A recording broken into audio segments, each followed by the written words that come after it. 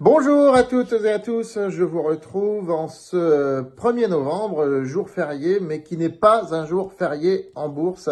Donc forcément, a fortiori, je suis contraint, avec plaisir bien sûr, de travailler, de suivre le marché. Je vous retrouve pour ce point de fin de semaine. Alors, il est 3h moins quart de l'après-midi, c'est pas tout à fait la fin de la semaine, mais bon, elle se termine, et elle se termine sur une note baissière. Le CAC est à moins 1,5, moins 2 sur cette semaine, mais ce qu'on peut voir surtout, c'est que ça a baissé sur les 4 premiers jours. Aujourd'hui, ça remonte un peu. D'ailleurs, on est en mesure de se dire, est-ce que le fait qu'on commence le mois de novembre, qui est traditionnellement un bon mois, quand vous voyez les statistiques boursières, c'est un des meilleurs mois de l'année, est-ce que justement l'effet psychologique n'est pas en train de se déclencher en disant « Allez, on est au mois de novembre, on a passé le plus dur, maintenant faut penser positif, faut penser rallye de fin d'année ».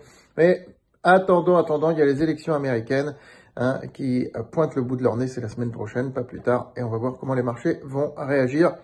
Évidemment, voilà, donc moi ce que j'observe surtout cette semaine, au-delà de la baisse du CAC 40, mais bon, pour nous ça n'a pas été si mauvais, on a quelques valeurs qui se sont très bien comportées cette semaine. Moi ce que j'observe surtout c'est la hausse du VIX. Regardez le graphique, le VIX est en hausse. Et il monte de 9% sur la semaine, il monte de 15% sur 3 mois, de 19% sur 6 mois, etc., etc.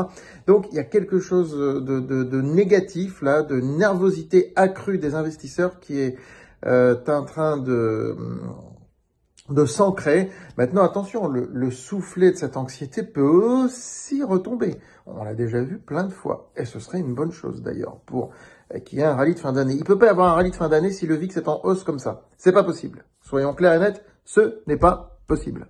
Voilà. Donc, il faut que le VIX retombe. Depuis que la chaîne YouTube existe, vous remarquez que je vous parle du VIX, parce que il se met à augmenter. Voilà. Donc, on revoit le graphique pour le VIX. Vous voyez, c'est pas génialissime.